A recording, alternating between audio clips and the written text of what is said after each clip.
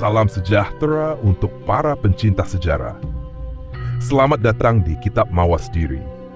Kali ini, kita akan mengungkap sebuah kisah tragis yang jarang disebut dalam catatan sejarah resmi. Kisah seorang pewaris Majapahit yang tersisih dan terlupakan. Inilah kisah tragis Pangeran Timur, ahli waris Majapahit yang terlupakan. Mengapa namanya nyaris hilang dari sejarah? Mari kita telusuri bersama. Majapahit mencapai puncak kejayaannya di bawah pemerintahan Prabu Hayam Wuruk. Dengan dukungan Mahapati Gajah Mada, kerajaan ini menjadi pusat perdagangan, politik, dan kebudayaan yang berpengaruh di Nusantara. Sumpah Palapa yang diikrarkan Gajah Mada bukan sekadar janji, melainkan bukti dari ambisi besar untuk menyatukan seluruh wilayah di bawah Panji Majapahit. Dalam masa keemasan itu, lahirlah generasi penerus yang digadang-gadang akan melanjutkan kejayaan leluhur. Di antara mereka, Pangeran Timur adalah salah satu yang memiliki darah langsung dari garis keturunan raja. Ia bukan hanya seorang pewaris tahta, tetapi juga simbol dari harapan dan keberlanjutan kekuasaan Majapahit. Namun, seperti takdir yang sering terjadi dalam sejarah, kemegahan selalu diikuti oleh intrik dan perpecahan. Setelah wafatnya Hayam Wuruk, Majapahit mulai diguncang konflik internal. Perebutan takhta menjadi panggung bagi mereka yang merasa lebih berhak untuk memimpin. Dalam kekacauan itu, nama Pangeran Timur perlahan tersingkir, kalah oleh permainan politik yang lebih licik dan penuh siasat. Sejak kecil, Pangeran Timur dididik dengan nilai-nilai kebangsawanan. Ia tumbuh dalam lingkungan istana yang dipenuhi ajaran tentang kepemimpinan, strategi perang, dan kebijaksanaan dalam mengelola negara. Namun, nasibnya tidak seberuntung para pendahulunya. Majapahit yang dulu berdiri kokoh, kini mulai menunjukkan tanda-tanda kemunduran. Keputusan-keputusan politik yang diambil oleh para petinggi kerajaan seringkali didasari oleh kepentingan pribadi, bukan demi kejayaan Majapahit itu sendiri. Pangeran Timur memahami bahwa takhta bukan hanya soal garis keturunan, tetapi juga soal dukungan dan kekuatan. Tanpa dukungan dari para pembesar dan elit politik istana, haknya sebagai pewaris menjadi semakin lemah. Sementara itu, para adipati daerah yang dahulu tunduk pada Majapahit mulai menunjukkan tanda-tanda ketidakpuasan. Beberapa di antaranya bahkan diam-diam mulai mencari jalannya sendiri, melepaskan diri dari pengaruh pusat. Majapahit yang pernah menjadi mercusuar peradaban di timur mulai kehilangan sinarnya. Gelombang baru dari arah barat, terutama pengaruh Islam yang berkembang pesat di pesisir, semakin memperumit keadaan. Pangeran Timur, meskipun masih memiliki darah kerajaan, tidak memiliki kekuatan politik yang cukup untuk menegaskan haknya. Ia hanyalah bayangan dari kejayaan yang mulai pudar. Di balik tembok istana yang megah, di antara aula yang dahulu dipenuhi perjamuan dan perundingan penting, kini tersimpan kegelisahan. Para bangsawan mulai memilih pihak, menentukan siapa yang lebih pantas untuk bertahan. Di tengah pusaran itu, Pangeran Timur berdiri dalam ketidakpastian, menatap masa depan yang tidak lagi menjanjikan kejayaan seperti yang pernah dirasakan oleh leluhurnya. Maka kisahnya bukan sekadar tentang seorang pangeran yang terlupakan. Ini adalah kisah tentang bagaimana sejarah seringkali lebih memilih mereka yang memiliki kekuatan, bukan mereka yang hanya memiliki darah kerajaan. Majapahit mungkin telah membentuknya, tetapi sejarah tidak selalu berpihak pada mereka yang dilahirkan di dalam istana. Setelah wafatnya Prabu Hayam Wuruk, Majapahit yang megah mulai terpecah oleh perebutan kekuasaan. Takhta jatuh ke tangan Wikramawardhana, menantu Hayam Wuruk yang menikahi Kusumawardhani, putri sah sang raja. Namun, di sisi lain, Bre Wirabumi, putra Hayam Wuruk dari seorang selir, menentang keputusan ini. Ia merasa bahwa dirinya lebih berhak atas takhta Majapahit dan dengan dukungan dari para adipati di wilayah timur, ia mulai membangun kekuatannya. Dalam kekacauan politik ini, Pangeran Timur berada dalam posisi yang sulit. Sebagai salah satu anggota keluarga kerajaan, ia memiliki hubungan dengan kedua belah pihak. Tetapi justru hal itu membuatnya tersisih dari pusaran kekuasaan. Tidak seperti Bre Wirabumi yang secara terang-terangan menentang Wikramawardhana, Pangeran Timur tidak memiliki dukungan yang cukup kuat untuk menuntut haknya sendiri. Ia hanya bisa menyaksikan bagaimana kerajaan yang seharusnya menjadi warisannya perlahan-lahan berubah menjadi medan pertarungan antara dua kubu yang berseteru. Intrik di dalam istana semakin memanas. Para bangsawan dan pejabat tinggi Majapahit terpecah dalam kesetiaan mereka. Ada yang tetap mendukung Wikramawardhana demi stabilitas kerajaan, tetapi ada pula yang secara diam-diam mulai berpihak pada Bre Wirabumi yang menjanjikan kebangkitan kejayaan Majapahit Timur. Keputusan yang diambil bukan lagi berdasarkan kepentingan negara, melainkan didorong oleh ambisi pribadi dan kepentingan politik masing-masing pihak. Pangeran Timur, yang awalnya masih mencoba mencari tempatnya di dalam istana, perlahan mulai kehilangan pengaruh. Ia menyadari bahwa tanpa dukungan kuat dari para adipati atau panglima perang, dirinya hanya akan menjadi bayang-bayang di tengah konflik ini. Para pengikutnya yang masih tersisa mulai meragukan masa depannya. Beberapa di antaranya bahkan memilih untuk meninggalkannya dan bergabung dengan salah satu kubu yang lebih kuat. Ketegangan akhirnya mencapai puncaknya ketika Bre Wirabumi dan pasukannya mulai melakukan perlawanan terbuka terhadap Wikramawardhana. Perang saudara yang kemudian dikenal sebagai Perang Paregreg tak terhindarkan. Pertempuran demi pertempuran pecah di berbagai wilayah, mengguncang fondasi Majapahit yang selama ini berdiri kokoh. Di tengah kekacauan itu, Pangeran Timur semakin terisolasi. Ia bukan bagian dari pasukan Wikramawardhana, tetapi ia juga tidak sepenuhnya berada di pihak Bre Wirabumi. Sikapnya yang tidak jelas justru membuatnya dianggap sebagai ancaman oleh kedua belah pihak. Beberapa penasihatnya menyarankan agar ia pergi dan mencari perlindungan di wilayah yang lebih aman. Tetapi hati kecilnya menolak untuk meninggalkan tanah yang seharusnya menjadi miliknya. Namun, sejarah tidak berpihak padanya. Di dalam istana yang dahulu menjadi pusat kebesaran Majapahit, Pangeran Timur hanya bisa menyaksikan bagaimana ambisi dan pengkhianatan perlahan-lahan menghancurkan kerajaan yang diwariskan leluhurnya. Majapahit bukan lagi tentang kejayaan dan persatuan, melainkan tentang siapa yang lebih kuat dalam permainan politik yang kejam. Dan dalam permainan itu, mereka yang tidak memiliki dukungan hanya akan menjadi nama yang terlupakan.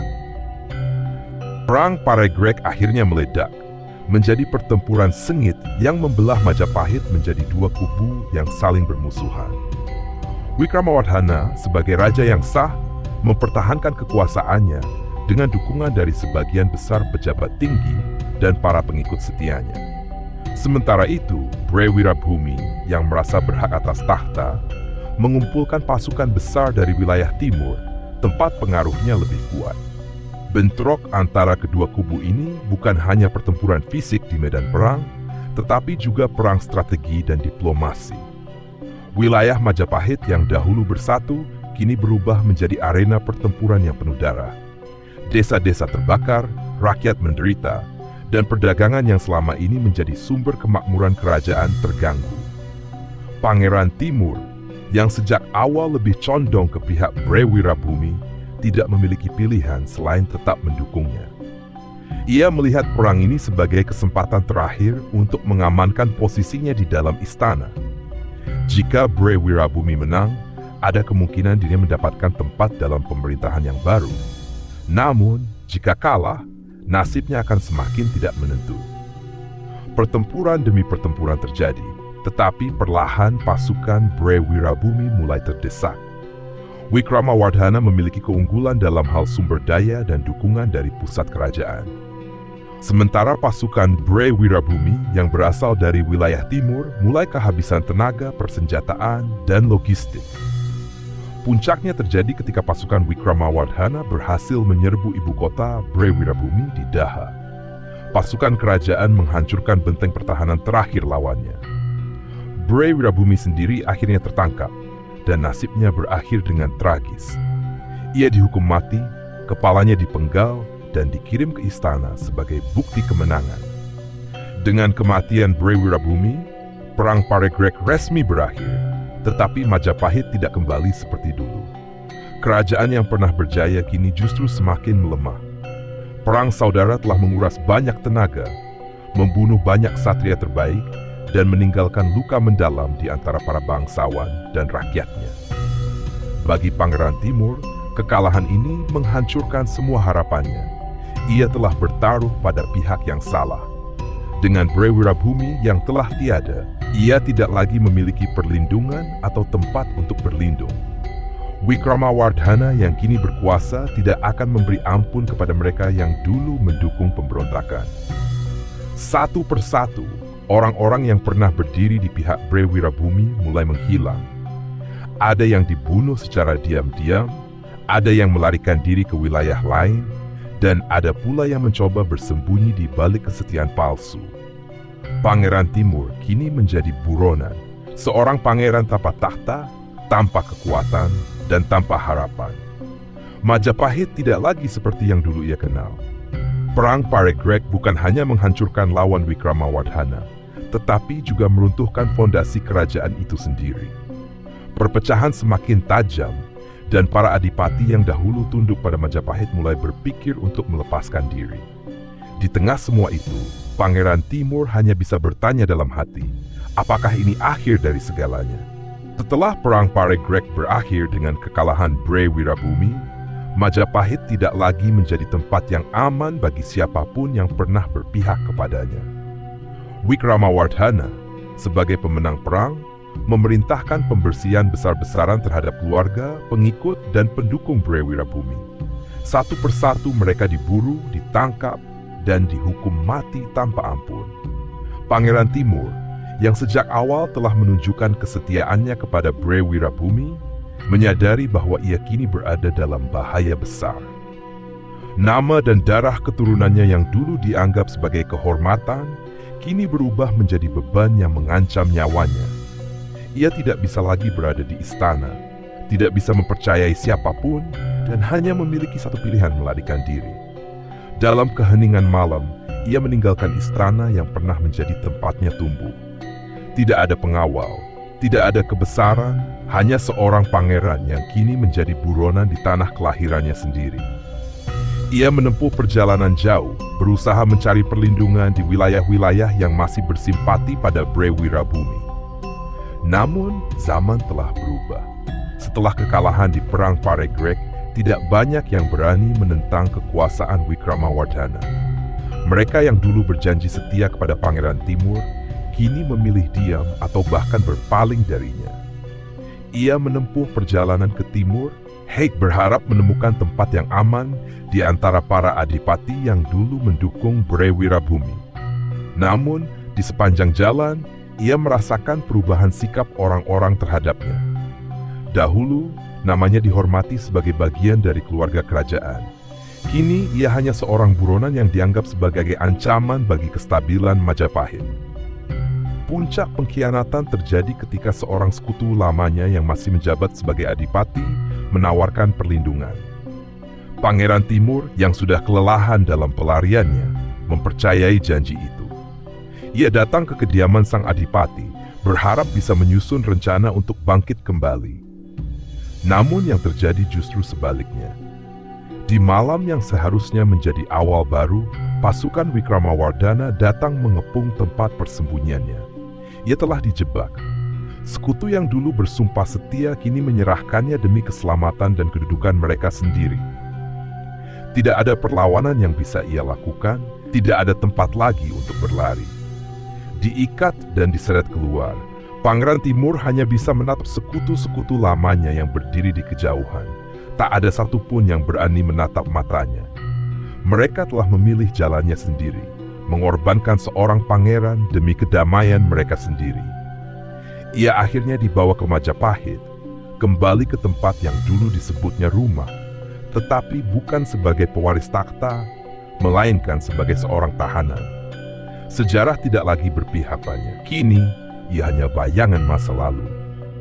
Pangeran Timur akhirnya terbebas dari tahanan, tetapi bukan karena belas kasihan Wikramawardhana. Majapahit sudah terlalu lemah untuk terus mengejar para keturunan Bre Wirabumi. Perlahan, perhatian kerajaan beralih ke masalah yang lebih besar, perpecahan di dalam negeri, ancaman dari luar, dan semakin runtuhnya kejayaan yang pernah dibanggakan. Saat melangkah keluar dari bayang-bayang istana yang dulu ingin ia kuasai, Pangeran Timur menyadari bahwa Majapahit bukan lagi kerajaan yang ia kenal. Adipati-adipati mulai bertindak sewenang-wenang, tak lagi tunduk pada raja di Trowulan. Perdagangan yang dulu ramai, kini lebih banyak dikuasai oleh para saudagar pesisir. Banyak diantaranya adalah pedagang Muslim dari Jawa maupun luar negeri. Dalam kebingungan itu, Pangeran Timur memutuskan untuk pergi ke pesisir utara Jawa. Ia ingin melihat apakah masih ada kesempatan untuk membangun kembali pengaruhnya. Setidaknya di antara para adipati yang mungkin masih mengingatnya sebagai seorang pewaris sah Majapahit. Namun, ia segera mendapati bahwa keadaan telah berubah. Di Demak, kekuatan baru mulai tumbuh. Kesultanan Demak yang dipimpin oleh Raden Patah mulai mendapatkan dukungan luas. Para saudagar, kaum santri, dan bahkan beberapa adipati yang dulu berada di bawah Majapahit, kini menaruh harapan kepada Demak, bukan lagi kepada kerajaan yang semakin tua dan rapuh itu. Pangeran Timur menghadapi dilema besar. Jika ia tetap bersikeras mempertahankan warisan leluhurnya, maka ia akan melawan arus zaman dan mungkin akan berakhir seperti Bre Wirabumi, terbunuh oleh kekuatan yang lebih besar. Namun, jika ia bergabung dengan Demak, itu berarti ia harus meninggalkan identitasnya sebagai pewaris Majapahit dan mengakui bahwa era baru telah dimulai. Beberapa adipati masih menghormatinya, tetapi mereka juga mulai ragu. Majapahit sudah berakhir, kata seorang adipati yang dulu pernah berperang di pihak Bre Wirabumi. Jika engkau ingin bertahan, carilah perlindungan di tempat yang lebih kuat. Pangeran Timur mengerti maksudnya. Demak semakin menguat, sementara Majapahit hanya tinggal nama. Namun, hatinya masih terikat pada kejayaan leluhurnya. Ia tidak bisa begitu saja meninggalkan warisan Hayam Wuruk, Gajah Mada, dan para pendahulunya yang telah membangun Majapahit menjadi pusat peradaban. Di dalam pikirannya, ia bertanya-tanya, apakah setia pada Majapahit berarti harus ikut tenggelam bersama kerajaannya? Ataukah ia harus menerima kenyataan bahwa dunia telah berubah dan menemukan cara baru untuk bertahan? Saat malam semakin larut di pesisir utara, Pangeran Timur duduk termenung, memandang laut yang gelap. Di kejauhan, kapal-kapal saudagar Muslim berlayar menuju pelabuhan-pelabuhan Demak. Gelombang perubahan telah datang, dan ia hanya memiliki sedikit waktu untuk memutuskan apakah akan melawan atau mengikuti arusnya. Pangeran Timur masih belum bisa menerima kenyataan bahwa Majapahit telah kehilangan cahayanya. Ia terus bergerak, menemui para adipati yang dulu menghormati keluarganya, berharap ada yang masih setia dan bersedia membantunya mengembalikan kejayaan leluhurnya. Namun, perjalanan itu lebih banyak memberinya kekecewaan daripada harapan. Di setiap tempat yang ia datangi, ia mendengar jawaban yang sama. Majapahit sudah tidak seperti dulu. Para adipati yang dulu berjuang bersama Bre Wirabumi kini lebih mementingkan daerah mereka sendiri. Ada yang diam-diam mendukung Demak, ada pula yang menjalin hubungan dengan Blambangan atau kerajaan lain yang lebih menjanjikan. Tidak ada lagi keinginan untuk mengangkat kembali nama Majapahit, apalagi untuk terlibat dalam perlawanan yang tidak menjamin kemenangan. Pangeran Timur mulai menyadari bahwa ia sedang mengejar sesuatu yang sudah mati. Majapahit bukan lagi kerajaan besar yang ditakuti dan disegani. Trowulan semakin sunyi, istana semakin kehilangan wibawa, dan para penguasa di sana hanya menunggu waktu sebelum semuanya runtuh sepenuhnya. Di saat harapannya mulai pudar, ia mencoba mengumpulkan kekuatan dari sisa-sisa pendukungnya. Beberapa prajurit tua yang masih setia kepadanya bersedia bertempur demi Majapahit, tetapi jumlah mereka tidak cukup untuk melawan kekuatan besar seperti Demak. Mereka hanyalah bayangan dari masa lalu, orang-orang yang enggan menerima kenyataan bahwa zaman telah berubah. Di pesisir utara, di mana perdagangan semakin ramai dan Islam semakin kuat, Ia menyaksikan dengan mata kepala sendiri bagaimana kekuatan baru mulai mengambil alih. Kapal-kapal Demak mendominasi pelabuhan. Para saudagar Muslim memiliki pengaruh besar, dan rakyat pun mulai melihat Demak sebagai harapan baru. Pada akhirnya, ia harus mengakui bahwa perjuangannya tidak lagi memiliki tempat. Ia adalah bagian dari cerita lama yang perlahan dilupakan.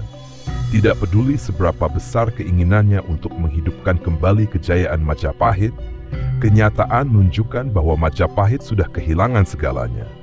Kekuatan, pengaruh, bahkan kepercayaan rakyatnya sendiri. Di malam yang sunyi, Pangeran Timur duduk termenung di tepi pantai, memandangi laut yang luas.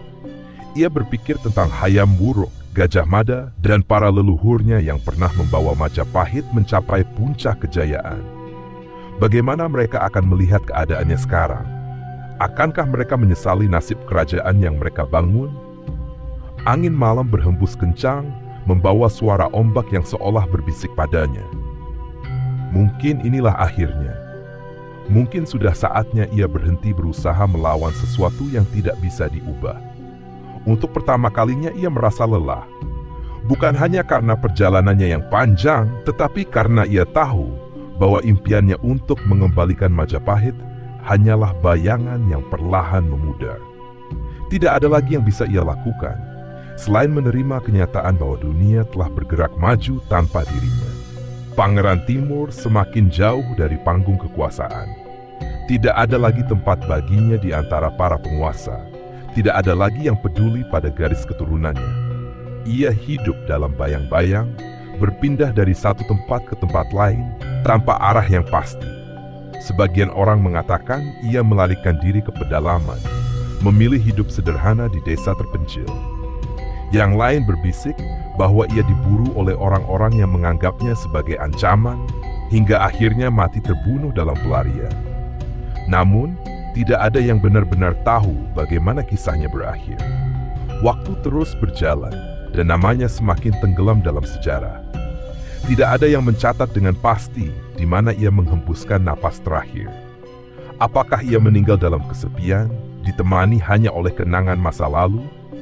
Apakah ia memilih menghilang, melebur dalam kehidupan rakyat biasa, meninggalkan takdir yang dulu begitu ia perjuangkan? Majapahit sendiri akhirnya runtuh, ditelan oleh zaman yang terus berubah. Demak berdiri sebagai kekuatan baru, membawa arus yang tidak bisa dibendung. Dan di tengah riuhnya pergantian era, Pangeran Timur hanyalah bayangan yang perlahan menghilang, tanpa makam yang dikenang, tanpa kisah yang diwariskan.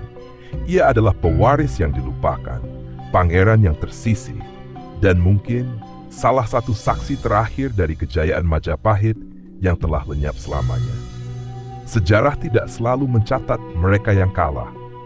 Nama Pangeran Timur perlahan menghilang dari ingatan, terkubur oleh kemenangan pihak yang berkuasa.